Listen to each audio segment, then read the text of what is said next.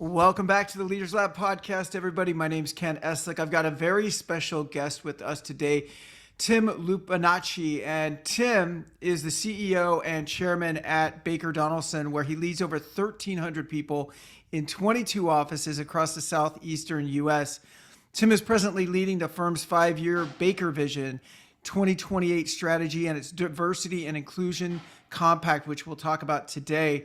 He's a lifelong leadership student. Tim recently launched a nonprofit called Everybody Leads, focused on empowering individuals in underserved communities with basic leadership skills and confidence to build better or to better lead themselves, lead others, and lead in the community. I can't think of a better person to have on the Leaders Lab podcast than Tim. Tim, welcome.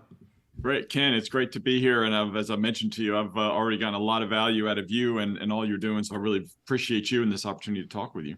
Thank you, sir. It's really been a joy having folks like you join on the podcast, people that are not just interested, but have really devoted an entire career to leadership. And so for you, where did that journey start?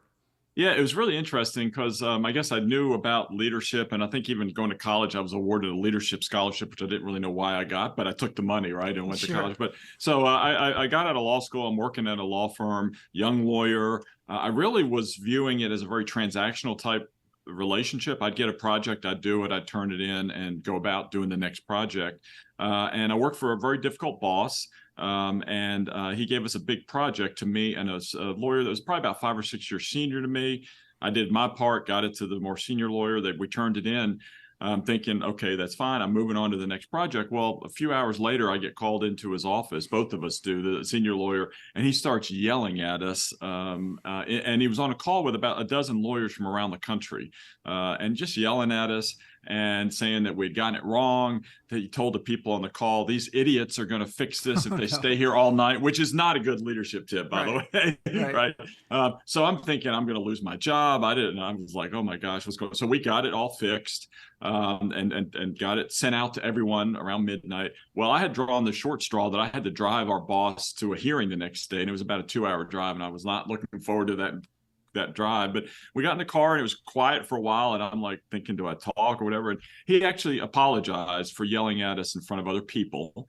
He said he shouldn't have done that. And then he said, why I got so aggravated with you, Tim, is that I believe in you, and I think you are a really strong leader who's going to do really well in our profession. And I just see that you should step up and really lead.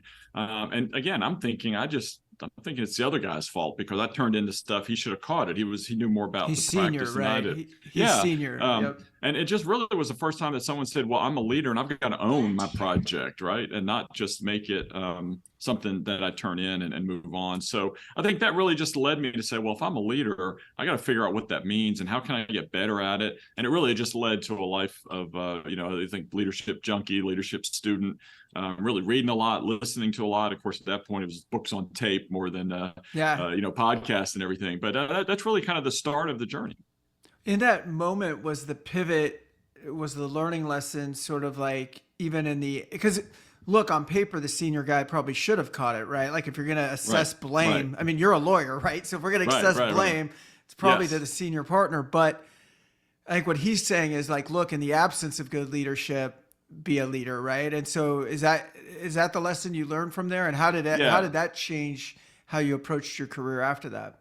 Yeah, well, and it really was that, Ken, is a good point. And I think he did make the distinction about that senior lawyer was a good lawyer, but he didn't view him as a leader, as somebody to really step up and own and do whatever you need to do for the client and really build that relationship. So it really was one of those. He said, I see something in you, a spark that I want, and that just really, like I said, made me think, okay, well, no one had really said that. No one had spoken that into me. So I was like, well, I gotta really step into this. And it wasn't like the spark and overnight I'm like studying books, but it did lead me to, like I said, reading some books on, some of the basic, John Maxwell's, Irrefutable Laws of Leadership, and just starting there. And then try to build into myself. I somewhere along the way, I heard something about, you can you can turn your car into like a mini university. And so like I literally, instead of listening to sports radio or talk radio or whatever, I would just start listening to things that would feed my mind on, how to get better as a leader. What does it mean? How does it mean to grow in teamwork and lead myself and build some daily disciplines into what I'm doing? And so I think that was kind of how that journey kept growing. Yeah, it's funny. I heard the same thing when I was young, and I had started a first aid and safety supply company. So this is in my 20s. And so my job was to go into other businesses and kind of replenish what they needed to be OSHA compliant and, stuff like that. Right. And, I was super young and I was very new at business, and I had some good, I think, natural selling skills, but they really needed, to be defined. And like you said, University on Wheels. So I remember I'd listened to, Brian Tracy and Earl Nightingale and like some of these guys. I remember Nightingale Conant was like something I was just always ordering stuff through them, And I remember specifically one time I had a client that was really, really tough, and I, just couldn't build rapport with them. And I was good at building rapport, and I just could not build rapport with this guy. And I remember just getting a tip about like when showing samples, for example, if you have something in your hand, and it doesn't matter, you could be a lawyer, you could be a guy selling a product, but asking to break their personal space a little bit, like, hey, can I come over here and show you this? So it could be a document, it could be an item. And the natural human thing is to say yes. And it was just so interesting. I don't know why I'm sidebarring so much, but you're just reminding me of this. But it's good. I remember doing that, and it just totally broke this guy's thing, and I learned so much that way when I was young. And so that's what got me into Tony Robbins early on. That's what got me into Brian Tracy, Zig Ziglar, guys like that. But where did that take you? How long were you kind of, I hate using the word individual contributor, because you were obviously, your boss saw you as being an influencer already, but when did that transform into you having like direct reports or a team under you? Yeah, it was within the next few years. Then you start having. Then I'm the more senior person with young lawyer underneath me, and then like a paralegal. And so I literally, for my first remembrance of like having that team where I have direct reports, I just was really thinking about these leadership principles, and exactly like you said, kind of being together. And so I just scheduled like a weekly 30-minute coffee type thing with the two other folks to talk about like all the matters we had. But then somewhere along the line, I came along this idea. I started inviting leaders from around the firm, just people who'd been successful in what they're doing, to come and talk to us about what they were doing that made them successful. There was no magic about that, but it just was pouring into these folks. And then of course the team grew, and then you expand that out. But those were some of those early steps of really figuring it out and learning some of it. Go ahead. Oh, not to interrupt, but what's interesting about that is like, I'm paraphrasing what you just said, but you said something about it was nothing magical, but it's, I think really good leaders, it isn't magic, but it involves a lot of caring. It involves a lot of like, so you're bringing them in weekly, and you're probably not wanting to just spin their wheels. You're going, how can I provide some value? Well, I can only provide so much value, right? Like they're going to only listen to so much of what I say. So let me find the top people in the firm and let them be in the hot seat, and they'll say yes, because everyone likes being a mentor. Everybody likes getting asked their talking opinion. About themselves, right? Exactly. Yeah. So can you just come in and tell us why you're so great for a few minutes, right? And it's like, sure, I'll do that. So awesome. So I'm imagining that had good results early on for you. It did, and it really helped like build into those folks. Those folks both ended up, with strong careers. But it was interesting because a lot of it, I think you really hit on a good point, Ken, because a lot of it was about, even myself as a very young leader, is about being curious, about not saying I know all the answers, right? As a 6-year lawyer or whatever, it's about learning and listening, and maybe somebody who's in a completely different practice area, they do things that just doesn't really apply to us, but there were things that they said that we could then apply to us. And I've been doing that for 30 years since. I mean, just because I always say I don't have any necessarily, life-changing, new ideas that come, but I listen a lot, and I'm trying to be curious, and then I learn, and then I can really figure how can that apply to us and what we're trying to accomplish. So it really does. Now that I think about it, it really kind of started with that idea of just having folks in and interviewing them, I guess. Yeah, well, when you're running a company, and I want to fill in the timeline still, but when you're running a company as big as you are now, and I've led teams of similar, a little bit smaller, but up to about 1,000, and I really find that most senior leaders that I've met or leaders of larger organizations, it's rarely that they come in with one skill set that like got them there, right? Right. Oh, they were the best, even lawyer, right? Maybe they're a very Yeah. solid lawyer, but I find that what great leaders that run very large organizations do is I almost look at them as like the conductor of an orchestra, right? Right. It's like the conductor's not necessarily good at playing any of those instruments, Right. probably adequate at many of them, but is really good at bringing them all together, right? And really good about knowing which things complement which things. I think the best CEOs that I've interviewed and been around are very good at that. Are very good at I think there's a natural what's the word I'm looking for? You know, kind of lack or dismission of ego to get there, because Right. by nature that process is I don't know all the answers, like you're saying. Let me bring in the people that do, and if that continues throughout your career, then you're always in this state of curiosity, always in this state of growth, Right. um, always in a state of people kind of wanting to help you out because you've involved them so much and elevated their careers as well. So yeah, keep going in your career path. Yeah. How did that Well, go? and just on that, I mean, that I totally agree, and I love that analogy of like the conductor, because that's one thing that I think really strong leaders have to do is recognize what are your strengths, Yeah. and then fill in team that are much better than you in other areas. And I know, like in my example, like for me, I very much enjoy the vision and strategy, and let's go conquer the next mountain. But I joke with my team, like I've never met a new initiative I don't like, right? Because I'm just Right. constantly. But at some point, you can't do all that, right? And so, it's funny because they've got all those Myers-Briggs and those other things you can kind of test and see different things. Patrick Lencioni did a book in the last year called Working Genius, I think, but it's taking it into the work setting, and it was interesting because of our key team of the six of us that kind of the executive team. I'm the one who really gets strength and really get excited about vision and vision casting and thinking. Most of the folks, it wears them out on the team, but they can execute and get to the finish line, and that Right. wears me out, right? So Right. knowing that is like the conductor and figuring it out, and doing that. So I totally agree with that. But as far as the pathway, I mean, I really enjoyed. I guess it's that same thing as if you lead well in small things, and you have bigger opportunities. And it wasn't like I was set out with a pathway to be the CEO of a big company. I just the team grew, and then I had another firm come to me and say, hey, we've seen how that firm grew their I did bankruptcy work, corporate bankruptcy work. We saw how they grew their practice. Can you help us come build our practice? And I thought, oh, well, that's the next step of trying to build something. And I did that for a while. And then I was really building some of these really trusted advisor relationship with clients that I thought, well, I need to go to a firm that's got a bigger footprint, like I can service them more. And so I went over there and built a team across, at that point, the Baker Donaldson was in 5 states. So we built out a team that way to better serve clients. So it really just was this evolution of bigger opportunities as it was presented to me. And I ended up leading the Birmingham office of our firm, and then I led our department that was really focused on financial services industry.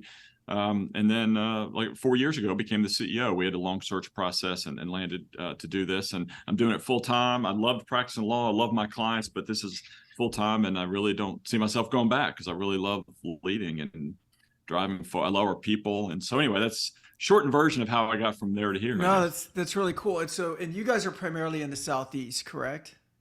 That's right. We have Texas. We have an office in Baltimore and DC, but it's really up through there. One of my New York clients says we're in the y'all states. Right. And when we went to when we merged into Baltimore, I told that story, and one of them said, "Well, we're still below the Mason-Dixon line. We don't say y'all, but I guess we could." But that's just kind of a funny way to think about it. But yeah, we're primarily in the Southeast, So Mid-Atlantic. as you were going through that, so I don't know why, but I love timelines, right? So I go back and I Yeah, go, okay, you probably law school's many years, so you're probably not at a firm until mid to later 20s, I'm guessing, right? And then mid-20s. Yeah, okay, and then it sounds like you were in kind of individual contributor role for a few years, so it was probably around 30 when you started having a team. Is that right? that's right. Yeah. And then so that was 25 years ago and change. The progression seems pretty quick. Like I know it came over time, but Were there some big moves in there where you went from having a team of 10 to like a team of 100? I mean, was there, or was it literally just baby stepping was it a pretty straight path the whole way? Or was there different times where uh, your responsibility load just increased dramatically in a short period of time? Yeah, that's a great question, Ken. It's interesting. When I joined Baker Donaldson, and I had three other colleagues come with me, and then, like I said, we were really building out our team across several states at that point with this vision of what we could do for our clients. And literally within about 18 months, it was a unique set of circumstances. There was an opportunity to become the managing shareholder of the Birmingham office. I wasn't seeking it out. I was my head down. I mean, it was in the height of 2008. The 2008, the economy's crashing. We're doing a lot of lending, representing lenders. But this opportunity came up, and through a unique set of circumstances, to lead the office, which was about 65 lawyers and another 50 staff. So that was a big leap from, let's say 10 to that. And one of the things that I think really was beneficial, the Birmingham office had merged in with Baker Donaldson a couple of years before I came over. So there was still a lot of, who is Baker Donaldson? I mean, have had this, we had this 4 or 5, that firm that was a predecessor I was not at, but they had 4 or 5 decade, career time frame where that was who they were and their identity. So it really was a lot of, I literally just met with every individual attorney in the office one-on-one, brought in lunch and just said, who do you want us to be? I mean, who do we want to be? And a lot of it was going back to the roots of that firm, and they'd been very involved in the community. One of our predecessors in the Birmingham office had been very involved in the civil rights movement. We've got a gentleman named Abe Berkowitz. So it's like, well, we need to get back to being in the Birmingham office of Baker Donaldson, be more involved in the community. So a lot of it was listening and learning and really dreaming about who we could become now that we had this bigger umbrella, that I had not really been a part of that merger. So I guess that was a big jump. And it was exercising a lot of skills, some of the same skills of being curious and meeting in smaller groups and understanding, but then casting some vision. So that was a big jump. Man, you did some things that naturally came to you though that are so smart. That when you look at especially 4 or 5 decades and this legacy of community work, they had a real identity there, right? And then when they get sold to this bigger company, that could go catastrophically bad. I mean, that could really be bad. But you had this natural thing to not only respect their identity, but to kind of embrace it and prop it up and say, you tell me how we take all this great history, right, and now wrap it into under our umbrella, right, and get the best of both worlds, where like, hey, now we've got more resources, now we can land different clients. It's not a bad thing, but that's a very tricky thing. When you guys went through it, did you lose very many people, or were you able to retain most of them? Yeah, no, it's interesting because certainly by the time, like I said, the merger had happened a couple of years before I joined. And then so I was about 3.5 years post-merger of the Birmingham office. There had been some departures before I kind of got in the seat. And there were certainly others who just didn't, they self-selected out, that they just didn't see where they wanted to go with it. But I'd say we probably held about 60% of the folks, 60 to 70%. And then really added a lot of really strong, individuals do a lot of hard effort and work that are now leaders of the office today. So, and leaders in the firm today. But it's like I said, it's difficult. And it's interesting because then you learn those lessons, right? And then I guess I was more at the leadership table as far as leading the financial services department when we merged in with our Baltimore office, and they had a 100-year history. And so that, there was some challenges there. But I think we all had learned some lessons and really helped most of, I don't know, 85, 90% of those folks that were there pre-merger are still there. But then now we've done those same tools of saying, what was the Ober-Kaler mindset, what was their identity in Baltimore? And it was very involved in the community also. So we're now partnering with some community things on some really cool stuff that has got the next generation energized, right? It's not just the folks. So anyway, you do learn and then apply it, right? You do that all the time. No, that's very cool. And I like it. I was looking for, actually, we used to do a lot of acquisitions when I was with Cintas and when I first started. And so many that I was looking for this document, but it's years old now, that I made for myself. And it was sort of a reminder of what to do when taking over a new team. And it Oh, could apply to, like, I think any size organization, but I'm gonna go off the top of my head and try to remember it. But one was oh, that's good. understand and respect the culture of the incoming. Meet with all of your key, or excuse me, before meeting with them, look at the data, but don't make decisions based on the data, because the data is essentially, it's based on a different framework, right? So like if I inherited a team of 100 lawyers and some of their billable hours just looked terrible on paper, right?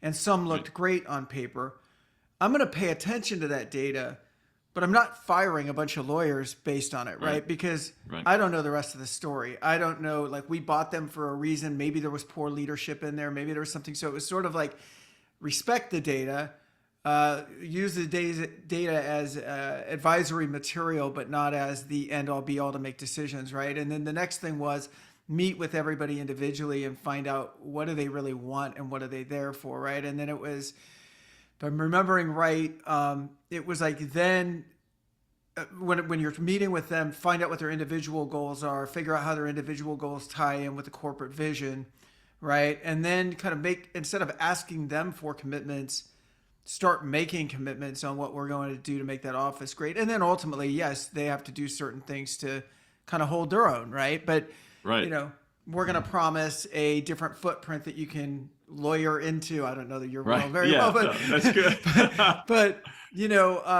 we're going to, in a sales rep environment like I was in, we're going to make sure your commissions are paid on time. We're going to only adjust your pay plan upon annual review. We're going to, make sure that your orders are getting processed in a way that they haven't been lately, right? And then on your Right, side, I'm going to ask for you to make 180 phone calls a week, and I'm going to ask you to do, all these different things. And it's really a mutual respect where I feel like leadership has to. I feel like most of the time leadership is asking for things without giving up things, without right, holding ourselves accountable first. And I think right. we have to hold ourselves accountable first, then we get to ask, right? So I'm going to give you Yeah. this, and then you give me this. I think what you just said, this Ken, is golden, and that approach. And it's interesting because, like in our world, with like our Baltimore office is a great example. Totally different culture on how they did in our world. It's advancing to become a partner and Yep. owner in the company. Totally different approach. Not one, ours wasn't better than theirs, and theirs wasn't better than ours necessarily, but we could learn from it.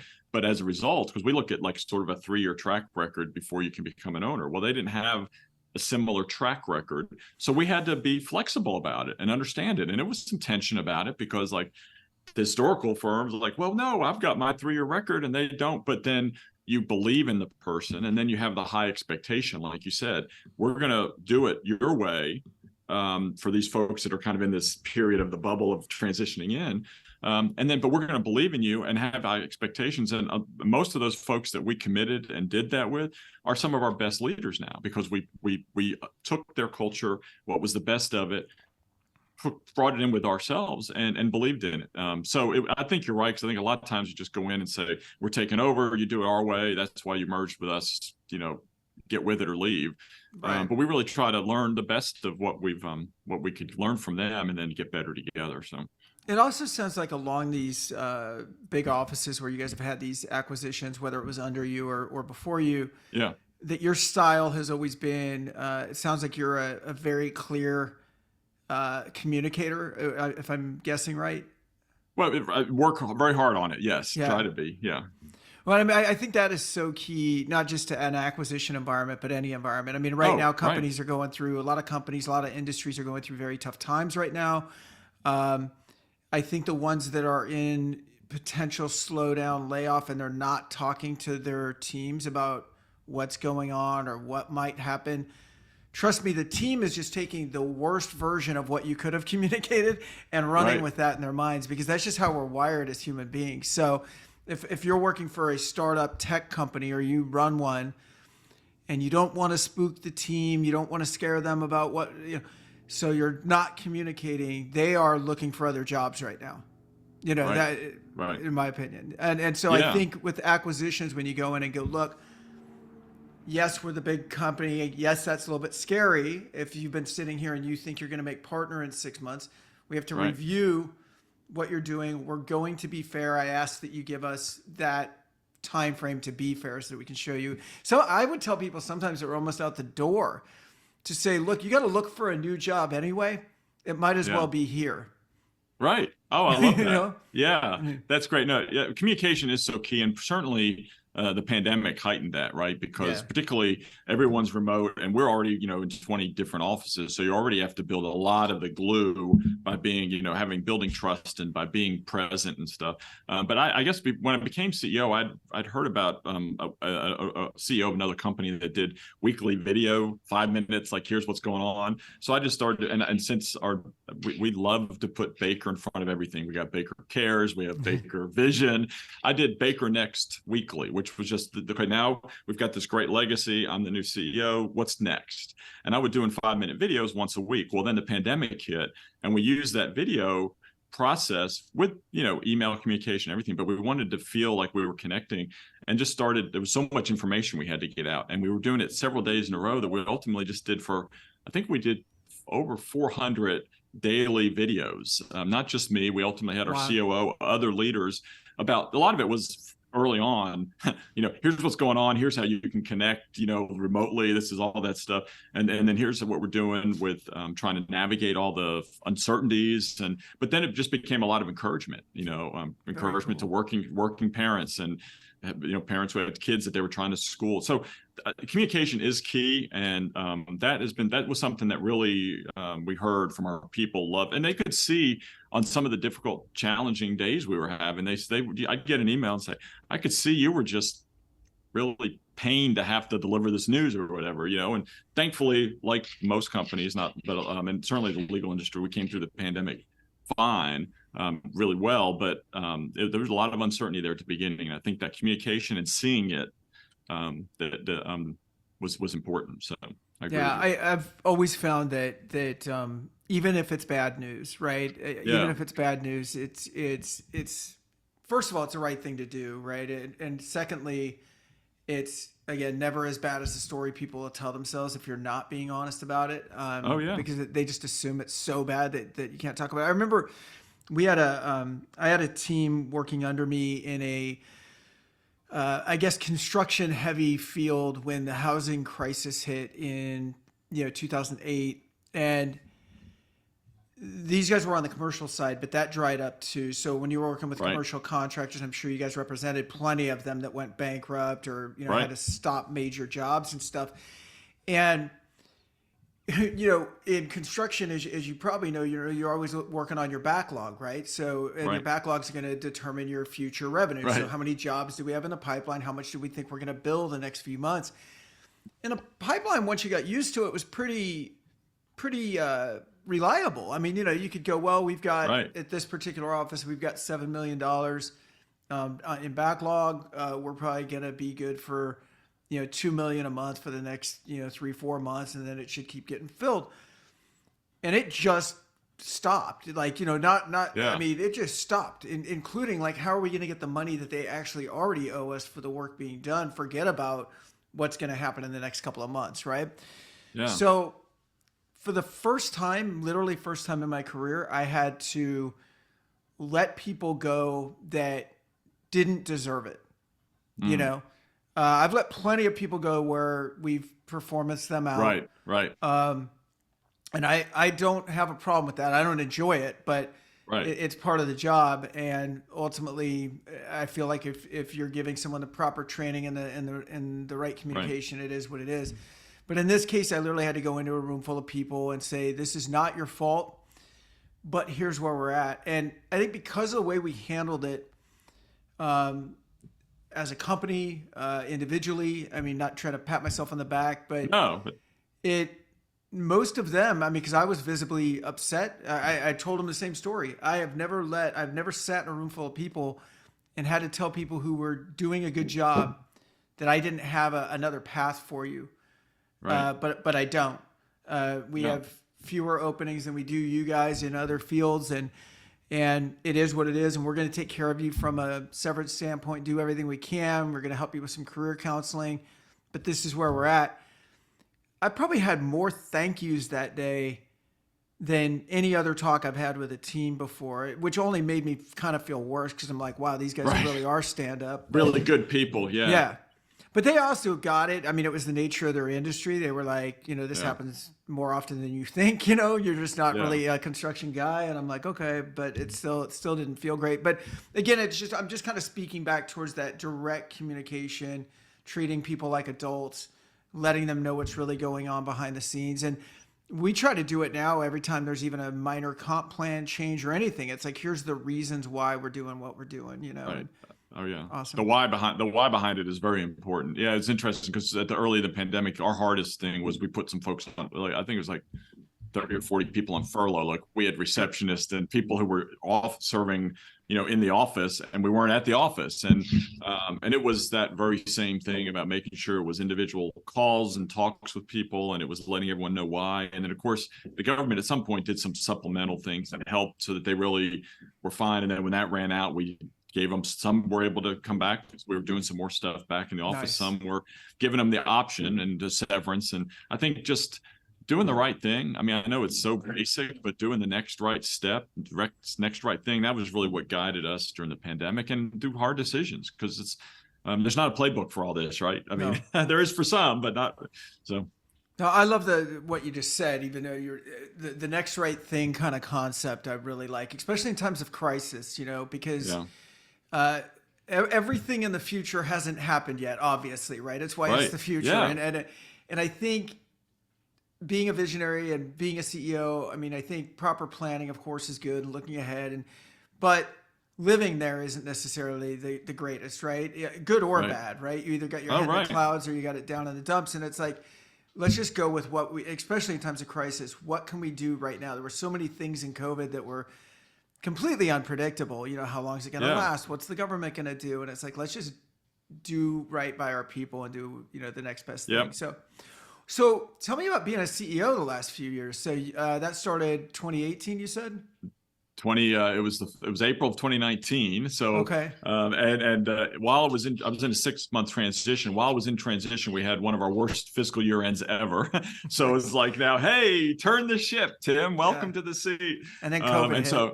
And then COVID. So we actually did a lot of, and I know it's overused. I actually don't like the phrase about never waste a crisis, but we were in a crisis. And so we really had to make a lot of, and look at everything with a fresh set of eyes. I think that was something that's important. I like looking at what are we doing that we've always done, and, what things. So anyway, we did that in 2019.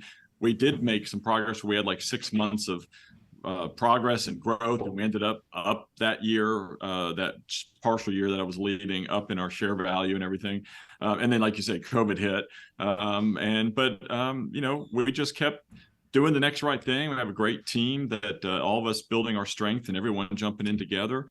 And it's been, like I said, it's I really have enjoyed it. It's because I enjoy people. I enjoy our people. I think we're doing the steps, the hard steps we need to be to become, having long-term success. And one of the things I came in really focused on is we need to be like a best run business. Because I think law firms and some other professional services firms too often, I think in the past, thought themselves, well, we're a partnership and there's not as much about expectations and really looking for return on investment on things. It's just kind of, you're just going along and doing the handshake stuff. And we want to maintain a great culture, which I think we do. And it does drive performance, I'm convinced of.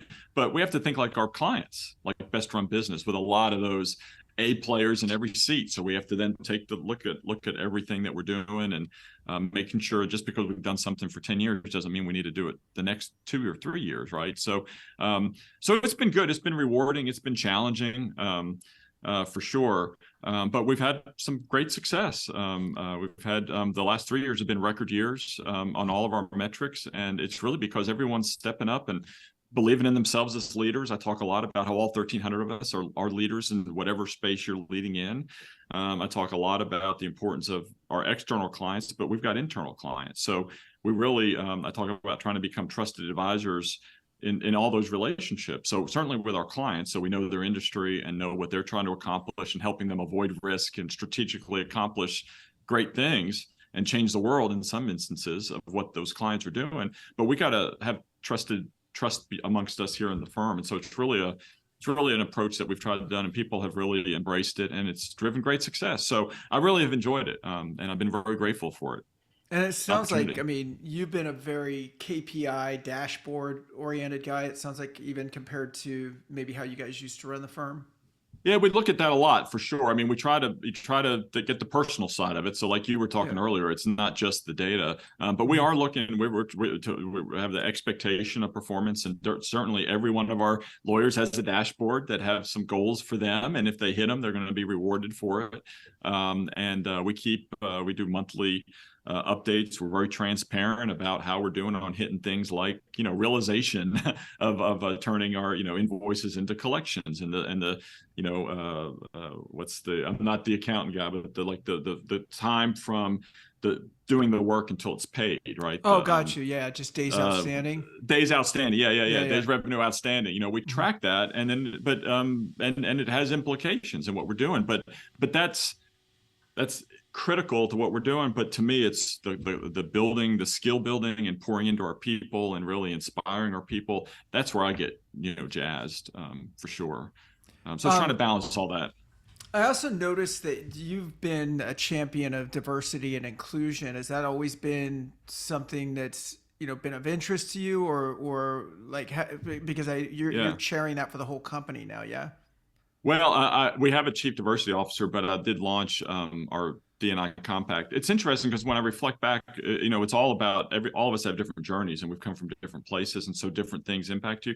I happened to live in Mexico, Guadalajara, Mexico, for 4 years, in some formidable years in elementary and primary school or whatever. And I think just being in a different culture was very natural to me, right? And it was certainly, I still love soccer to this day because of that. But I think it just always was something I realized that it was great to get different perspectives and different views of how things get done, and you could just be better by doing it. And so it's just always kind of been these seeds, and I've seen how important it is for giving the greatest service to clients to have different views and perspectives of all forms of diversity. I mean, military, is certainly one that we work on too, and certainly ethnic diversity, racial, gender. So it's just always kind of been a part of the fabric of my progress. And within the first 2 weeks of becoming CEO, we had a retreat. And we had a panel talking about diversity, and it was with our clients about the business case for diversity. And I know there's different views about that, and different research, but there are some indications that more diverse teams can perform better. So we wanted our colleagues to hear from our clients, their views of diversity. And one of them said, until you can't just throw out a plan on diversity, you should do an internal audit and see what your people think about it. And I hadn't really ever thought about that. It makes sense because I was doing audits on all the business stuff we're doing, but I hadn't thought about it from that angle. So that summer of 2019, we did an internal audit, and it pointed out some things we could get better at. Like some of our diverse lawyers felt like they didn't have as much a clear of a pathway to move towards becoming an owner, into a leadership role. So maybe mentorship. For mentoring or sponsorship. Yeah, it was like they really didn't feel like they were getting that, and there were a couple other areas. So that really built a diversity and inclusion compact, and I use the word compact because it means we're both kind of committing to each other. We're working through this together. We're not just saying here's a plan. Let's work through this together, and it really was pretty overarching. I mean, I think it's an important statement, but and there's a lot to get there, but it's just we want to be an industry leader, meaning in diversity and inclusion in the broadest sense of diversity, that by 2025, because we launched it in late 2019, early 2020, to be ahead of national averages on diverse teams and leadership and ownership. And we've made progress. We've got more work to do. We're holding ourselves accountable to it, and our leaders have some goals that they're trying to accomplish. We're not, if they don't hit them, we're not holding directly responsible because there's a whole lot of factors, but they can be benefited from trying to lead this way to be more inclusive in the broad sense. So it has been something that's been important. I think it makes us a better company. It makes our service to our clients better. And just holding ourselves accountable and implementing some things have really made a lot of difference. Well, I think probably the initial correct me if I'm wrong, but I would say like the Yeah. best thing that I heard in that you guys did was actually survey your Yeah. staff Oh, it and was critical. Yeah. yeah, just get the pulse and like what's really happening? How are we really doing? Because on one hand, you could just look at your numbers and go, oh, we are, including women and including everybody except for white Right. men, we're at 47%. That sounds great. And it's like, well, except if I'm a brand new African American lawyer in your firm and I don't feel like I have a future, that's a problem, right? Right. No matter Right. what the stats say. So I Yeah. think getting that feedback is critical. How are you guys getting feedback in a non? I mean, I'm guessing at a minimum, you guys, from what you were saying earlier, you're still hybrid, right? Like you've got some people working at home. It's There are a lot of it's people. it's about 50. I mean, we're trying to encourage people to be in the office at least 50% of the time. Okay. And we do have folks working remote full time. It's like we're trying to navigate it like everyone, but we do have a little bit more of an office presence. We have a few days a month that it's supposed to be, office day. But people always had to travel and be in court or whatever. So we try to encourage it just because that community is important in training. But we've been able to show that we can perform, remotely. But anyway, so yes, we are No, kind of no. So hybrid. have you guys created new tools in the kind of post-COVID world to make sure that engagement stays up or even improves? Yeah, well, we've done several things. First of all, I know going back to the question I think you were starting with was we do have annual engagement surveys, and part of the Baker Vision 28 I did is I want to continue to improve and really be industry leader in engagement, because that's just going to and really purpose of what you're doing, because I know that drives engagement. So there was certainly the scorecard feedback. We're going to get our results for this past year here in the next week or two. So I'm anxious to see, and it always has, in addition to the numerical scores, it's a lot of feedback. So that'll help us then implement stuff and get better. But we've also really focused on building out and really focused on the skill building, because I think that helps drive engagement. And it's been some in person, some remote. One of as I mentioned, the Baker Vision 28 is all focused on us becoming better trusted advisors to each client, including our internal clients. And so it's not a true MBA. Those folks who have MBAs kind of make fun of me for saying it, but I'm building a trusted advisor mini MBA within the firm that has various modules of how we can get better at relationship building and understanding the client's industry, understanding each other. But we've also done it with our staff and business services professionals. And so those were mostly in person to try to get folks to come in, have training on some basic, trusted advisor type stuff. And we're going to continue doing that. So I think it's been, and we have done some things where we do town halls that are remote access, and we're doing those monthly, and they include business services and staff and all our attorneys in different formats. Some we do all together. So we are trying to navigate all that by having some, content that helps them both ways, in person and remote. I was going to guess on your MBA program, maybe it's called the Baker MBA. Well, actually, it's just it is just trusted advisor mini MBA, but everything else is Baker. No, we've got Baker Fit and anyway Baker Green. Nice. One piece of software, you guys are big enough where obviously you got your whole internal HR team, and like you said, you got a chief diversity officer. But I still like the software, and for a company as large as yours, you guys might be able to just take the premise of it and kind of develop your own. But we're using something for our team because our entire team is remote, and we're in 3 different countries, and so staying connected is could be a challenge. And so, in addition to a lot of Zoom meetings and stuff like that, we use a product called 15Five, which is online HR software. And one of the things I get the biggest benefit of is there's a weekly check-in feature on there that all they're saying is, how do you feel right now? Scale of 1 to 5.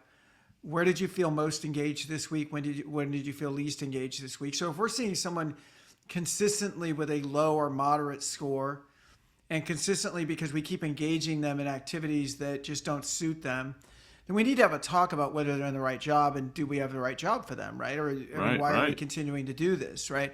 But you never know that if you're only, to me, if I'm only talking to them once a year on a performance review. So we do these weekly check-ins, and then I can see by individual, but also by teams and as an entire company, Are we trending the right way? Is our engagement level kind of up? And then, um, in addition to some other check marks along the way, then doing full blown kind of Yeah. semi-annual performance assessments where you're really giving the feedback and creating training plans and things like that. I love that. That's great. You called 15.5, you said? I love that. 15.5, and there's some others out there. But I just liked this one for ease of use and putting it together. Yeah. But I like the concept kind of digitally and quickly because there's also an app for their phone, so they can literally do the weekly check-in in 5 minutes. And Uh, beyond the when did you feel most engaged, least engaged, you can create your own questions. But ours are, what did you learn new this week? So we're always just trying to foster a culture of growth. So just tell me about anything you learned new. I don't care if it's, I learned how to operate Microsoft Teams. It's like, okay, cool, like whatever. yeah. And who in the company do you want to meet with that you don't know very well? Because we're encouraging them to set up their own Zoom meetings with people they don't know. So it's obviously whatever you want in there, but I it love takes that. maybe Yeah. 5 minutes to fill out. Yeah, it's cool. Yeah, because like you said, it's not like waiting a whole year to get like a full Right. engagement. I mean, we obviously work with our group leaders to make sure they're doing more stuff regularly, but I love that because that's just a real quick snapshot. So that's a great Exactly. idea. It's the checking the pulse along the way. So Yeah. I saw that you've started a nonprofit. Can you tell me about that? Yeah, so a good friend of mine asked me a few last year, literally a year ago. What's 10 plus 5 years, 10 plus 10 years, and certainly I hope to continue doing what I'm doing in this role for get through the Vision 2028, and maybe start looking towards succession. So I've always been interested about leadership and intersection of leadership and nonprofit, maybe helping lead a nonprofit, or I was really just had these various vague ideas about what happens, in 8 to 10 years. And he said, well, you got to start planting seeds now, not wait until 10 years from now to do it. So it really got me thinking, and I started talking to individuals with some other nonprofits, and it really landed us on this idea of how so many of us have been so fortunate to have access to, leadership training and leadership courses and how to get better as a leader. And there's a lot of communities where that's not as easily accessible. So it really landed on this idea that I fundamentally believe everybody leads. So some of it is just building the confidence in people like my boss did to me, but really coming alongside other organizations that are working with, I call underserved or communities, folks re-entering the community from prison, inner city, underemployed or underemployed individuals. Our Baker Cares initiative really focuses on trying to eradicate homelessness. So we're partnering with homeless organizations trying to help move folks off the streets into housing and jobs. And talking to them, there's a lot of great skill building that goes on, how to get a job, how to get a bank account, how to get a license. But then there's like a level above that about like now you have a job, you've got to really get some thoughts about and training on conflict resolution, how to work as a team when maybe you've always been by yourself. And so really saw that there was a need. So I really built out this 6-month training program with a manual interactive workshop with groups where it's not just speaking, it's small group, it's some teaching, small group tables, feedback, reactions, and then ideally that organization will have a project that the individuals going through this can then work on together and try to enforce some of the leadership skills. And so we're really starting to launch that. Spoken in a prison. I'm working with an organization here in Birmingham to really come alongside some folks coming out of prison.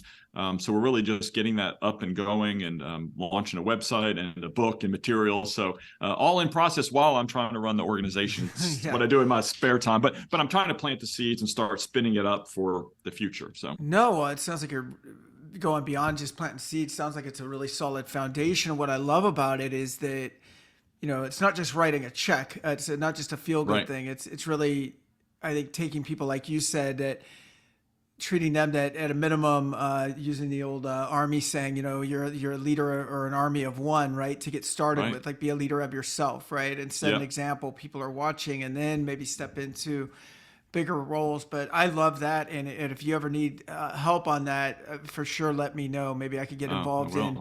Our main business is talent acquisition, so maybe there's something we could do around helping them with building their resumes and stuff like that. That's when they're awesome. getting back out in the workforce.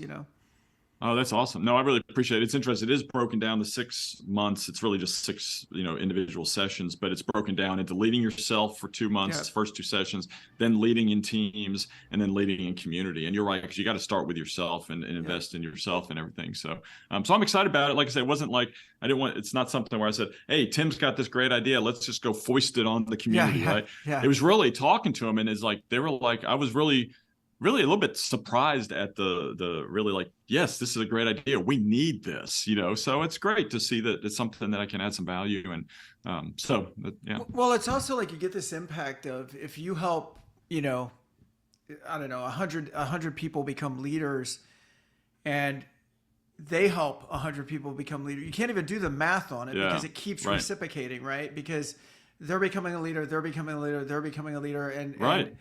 so it has this chain reaction that you just don't know. And I'd say in the meantime, for all of us in leadership, to keep that in mind, right? Because even the couple of Yeah, people that we're influencing, that are our direct reports today, are having a big impact. So, anything else yeah. before we go, Tim? It's been a pleasure, and I've eaten up almost all of your time here. So, No, any go I ahead. Ken, I love this, Ken. This is great. Well, one thing to your last point, I'll just say this, and then it will end. I've always kind of had this seed in me, like, I want to go change the world, and Yeah. and I, like, always thought, well, I'm never going to go change the world because I'm not good. I mean, I could, but I'm not going to. But then I read a book somewhere where they said you can change the lowercase w world. Not maybe you may not change the capital W world, but my own world where I can influence. I can change people in that influence circle. And so it's that reach one, right? You can have that Yes. influence, and then they could be the one that changes the world. So I think you're exactly right. As a leader, that's something we just have to pour in where we are, and let it, grow from there. No, I love that. I love that. We'll end with that. Thank you so much for joining us. Have a great rest of your week. Everybody, if you could do me a favor and please give us a review and all the stars and all the things that you need to do to keep the show going, we'd appreciate it. Thanks again to our guest, Tim Lupinacci. Sorry, Tim, I had to slow down there That's for it. your name. And take care, guys. We'll see you next week in the Leaders Lab.